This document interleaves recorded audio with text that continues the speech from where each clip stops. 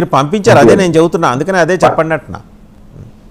Personal గా ఇక్కడ నేను ఈ రోజు ప్రెస్ మీట్ పెట్టి చేస్తా ఉన్న సంస్థ ఇది.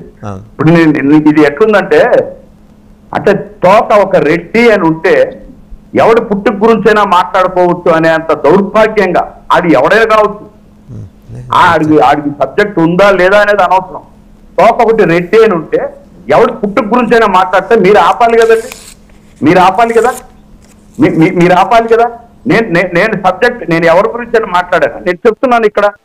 అయినా జగన్మోహన్ రెడ్డి వాళ్ళ సొంత చెల్లెలు రక్తం పంచుకున్న చెల్లెలు వ్యతిరేకిస్తేనే ఆమె రాజశేఖర రెడ్డికి పుట్టలేదు అన్నటువంటి ముఠాయి. అంటే సొంత చెల్లెల్నే పుట్టు గురించే మాట్లాడాడు, వేరే వాళ్ళ గురించి మాట్లాడాయి.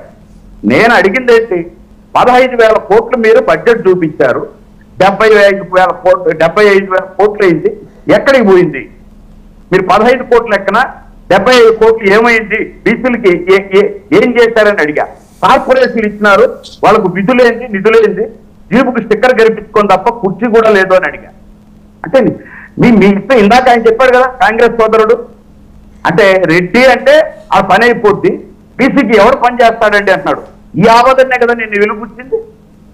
అంటే మీకు నోటికి ఎంత వస్తే అంటే మీ దగ్గర సబ్జెక్ట్ ఉన్నా లేకపోయినా మీరు రెడ్డి అయితే ఎవరు పుట్టుక గురించి అయినా మాట్లాడచ్చా?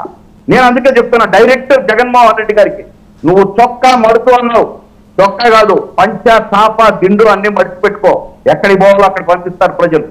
చూస్తున్నారు బీసీలు, చూస్తున్నారు ఎస్సీలు, చూస్తున్నారు ఎస్టీలు.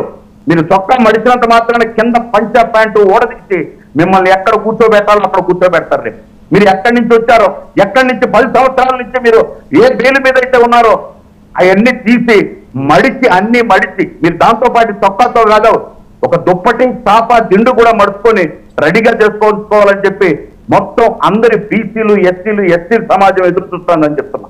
అంటే మీకు ఒక బాధ్యత లేదా? నేను ఎవరు మాట్లాడారు ఫస్ట్, ఎవరు పుట్టుక గురించి పుట్టుక అంత ఈజీగా ఎందుకు వస్తుంది? కుల అహంకారం కాకపోతే గబుక్కల నోట్లో పుట్టుకని ఎట్టు వస్తుంది? మాకు ఆదా మాటలు ఒక్క మాటకు 100 మాట మాట్లాడతాం, 1000 ఆన్సర్లు ఇస్తాం. మీరు అడిగింది సబ్జెక్ట్ కన్సర్న్ అవ్వండి. నేను అడిగిన ఆన్సర్కి మీకు దమ్ముంటే, మీకు చావు ఉంటే, మీకు చేత అయితే నిజంగా 75 కోట్లు ఈ విధంగా బీసీలకు ఇచ్చింది 5 సంవత్సరాల్లో ఏం చేసినారో చెప్పండి, ప్రూఫ్ చూపించండి. మీరు అడిగారు ప్రూఫ్ అని, నిరాధార ఆపాదనం అని ఒక ఏపీఎండీసీ పెడితే ఇప్పుడే పంపించాను నేను వాసుదేవన్ గారికి, మీరు చూసుకోవచ్చు. అంటే ఇది ఆధారమా నిరాధారమా అని.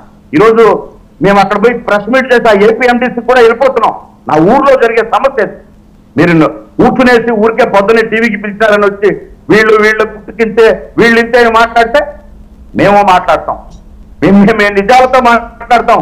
నిజంగా ఈరోజు బీసీలు అడుగుతున్నారు, నిజంగా ఆత్మ గౌరవం అనేది మీకు నిజంగా చేత అయితే ఉంటే మీరు సమాధానం చెప్పాల్సింది. ఎవడో పదవి రాని బీసీ మాట్లాడడం లేదు. స్వయంగా రాష్ట్ర క్యాబినెట్ లో ఉన్న మంత్రి వెళ్ళిపోతూ మాట్లాడుతున్నాడు, స్వయంగా ఎమ్మెల్సీగా ఉన్నటువంటి ఎమ్మెల్సీ వెళ్ళిపోతూ మాట్లాడుతున్నాడు. మీ ఇష్టం వచ్చినట్టు మీ ఇంట్లో పని చేసే వాళ్ళని చేసినట్టు నువ్వు ఆడిపో నువ్వు వీడిపో నేను చెప్తా ఇంట్లో కూర్చొని మీరేదో ఒక నాగేంద్ర గారు మీరు షేర్ చేసిన ఏపీ ఎండిసి మినరల్ డెవలప్మెంట్ దాని గురించి ఎలాబొరేట్ చేయండి, ఎందుకంటే ఆ డాక్యుమెంట్ మీద ఫస్ట్ మీరు ప్రస్తావన చేశారు. చెప్పండి. ఇప్పుడు ప్రతిపక్షాలు 10 మంది ఉన్నారు, నాకు ఇవ్వాల్సిన టైం మీ దగ్గరకు వస్తున్నా ఆయన కంప్లీట్ చేయండి వెంకటేశ్వర రెడ్డి గారు, నేను మీ దగ్గరకు వస్తాను, ఆయన కంప్లీట్ చేయండి, నెక్స్ట్ మీరే మాట్లాడేది. నేను చెప్తాను వినండి. ఏపీఎండిసి అనే సంస్థను 1 లక్ష రూపాయలు ఒక షేర్ లెక్కన 7,000 షేర్లను తాకట్టు పెట్టారు. అంటే 7,000 ఇంటూ లక్ష 7,000 కోట్లు. ఇది ఏపీఎండిసి ఎండికి తెలుసు. 2034 సంవత్సరం వరకు 9 సంవత్సరాలు ఏ విధంగా అయితే ఈ రాష్ట్రంలో తాగుబోతున్న పొదవు పెట్టి అప్పు తెచ్చారో బాగా తాగుతారని తాగుబోతున్న ఆ విధంగా ఏపీఎండిసి అనే సంస్థలో 7,000 షేర్లు. సార్ నీకు చిన్న విషయం చెప్తున్నా వినండి.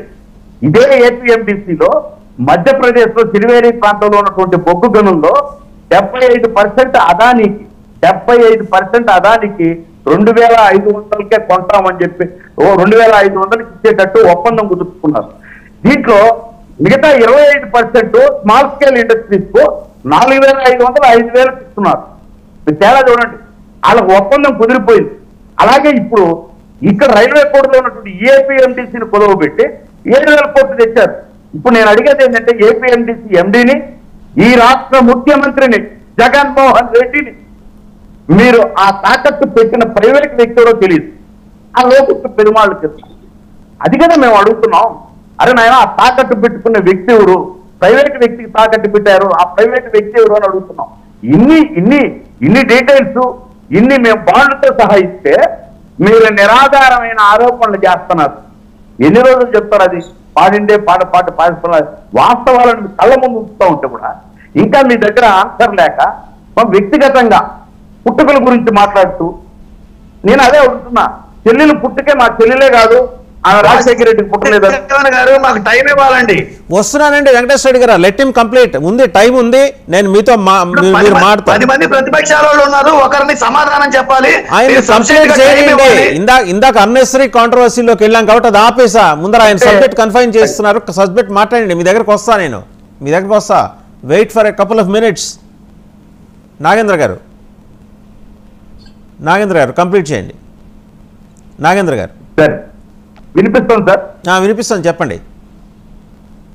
నేను ఒక్కటే చెప్తున్నాను సార్, ఈ రాష్ట్రంలో లాస్ట్ పాయింట్, ఈ రాష్ట్రంలో ప్రతి బీసీ ఎదురు చూస్తున్నాడు. ఎందుకంటే నిజంగా ఒక్క ఛాన్స్ అని ఈ మేనిఫెస్టోతో జగన్మోహన్ రెడ్డి గారిని నమ్మింది నిజం, ఓట్లేశారు. తర్వాత ప్రతి బీసీ మోసపోయాడు. ఇప్పుడు ప్రభుత్వంలో ఉన్నటువంటి కార్పొరేషన్ చైర్మన్లు కానీ మంత్రులు కానీ, అంటే ఒకవేళ పదవి వచ్చినా, నిన్న వాళ్ళ ఆవేదన మీరు చూశారు, ఒక అటెండర్ను సైతం మనం ఇతను వద్దు అని అక్కడికి మార్చుకోలేని అధికారం, ఎందుకు ఈ అధికారం అనే అంత ఆవేదన వెలుగుతున్నారు ఒక్కొక్కరు. కాబట్టి టీసీలు మొత్తం టీడీపీ జనసేన డిక్లరేషన్ 100% అంటే ఒక 98% నేను ఆమోదించారు, స్వాగతించారు.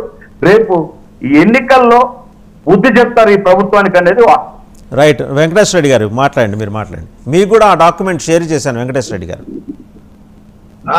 నాకు ఆ డాక్యుమెంట్ షేర్ చేయండి. ఒకటి, ఇప్పుడు నాగేంద్ర గారు ఆయన ఏ పార్టీ తరఫున వచ్చారండి?